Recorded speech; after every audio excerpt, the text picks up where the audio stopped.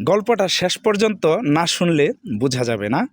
কোনো এক ভদ্রমহিলাকে এক রিকশাওয়ালা বলছিল, ম্যাডাম বাজারতল যাবেন? তো মহিলা রিকশাওয়ালার প্রতি রেগে গেল এবং জুতা নিয়ে তাকে পেটানোর চেষ্টা করেছিল। যা হোক, সেই বাজারতলের গল্পটা বলবো আজকে।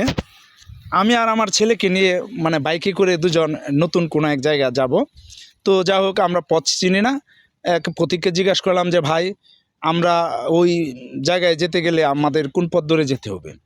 ওই পথিক বলল যে, ভাই আপনারা ভাজ্জারতল দিয়ে যান, তাহলে আপনাদের জন্য সহজ হবে। আমি অঙ্কনকে নিয়ে সামনে অগ্রসর হয়ে বাম দিকে তাকিয়ে দিকে হঠাৎ বিশাল বড় এক বাজার। তো আমার ছেলে বলতে লাগলো, আব্বু ওই যে বাজার, এই যে বাজারের তল দিয়ে একটা পথ গেছে, আমরা এই পথ দিয়ে যাই। তো যা হোক, বাইক নিয়ে আমরা রওনা হলাম এবং সামনের দিকে অগ্রসর হতে লাগলাম। যেতে যেতে এক পর্যায়ে দেখি পথ শেষ, তারপর ধানক্ষেত, কাদাযুক্ত মাটি, যাওয়ার কোনো পথ নাই। পেছনে ফিরে এলাম, প্রাক্তন রাস্তায় চলে এলাম, আবার দুজন রওনা দিলাম সামনের দিকে।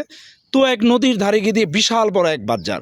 আমরা ভাবলাম যে আবার যে এই বাজার তল দিয়ে যেতে হবে, একটা ব্রিজ পার হয়ে আমরা ওই বাজার তল দিয়ে যেতে শুরু করলাম। এক পর্যায়ে দেখলাম যে না, ওই জংলা দিয়ে যাওয়ার সম্ভব না। বিশাল ঝুপঝাড় এবং চীনা যুগ শিয়াল ছাড়া মনে হয় ভিতরে আর কিছু নাই, ওদিকে আর যাওয়া যাবে না। আবার আমরা হুন্ডা নিয়ে পিছনের দিকে আসলাম।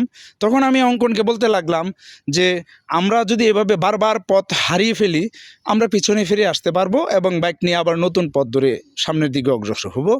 কিন্তু জীবনের যে চলার পথ, সেটা একটা একমুখী রাস্তা। সেটা শুধু সামনের দিকে অগ্রসর হওয়া যায়, পেছনে ফেরা যায় না। নতুন করে পথ খোঁজার কোনো বুদ্ধি নাই। তাই যেন জীবনে আমাদের চলার পথটা এরকম বাজ্জারতলের মতো হয়ে না ওঠে যে বাজ্জারতল দিয়ে গিয়ে ঢুকে পড়লাম, তারপর এক পর্যায়ে গিয়ে দেখলাম আর রাস্তাঘাট নাই। এখন হয় এই যে কি বলে পেক কাদা বা ধানক্ষেত বরাবর রওনা দিতে হবে, না হয় ওই জংলার শেষ প্রান্তেই ঝিমিয়ে ঝিমিয়ে তারপরে মরে যেতে হবে। তো ওরকম দুর্গম কোনো পথ যেন আমাদের জীবনে না আসে, অবশ্যই সেরকম দোয়া আমাদের জন্য করবেন এবং আমরাও আপনাদের জন্য দোয়া করি। আল্লাহ হাফেজ।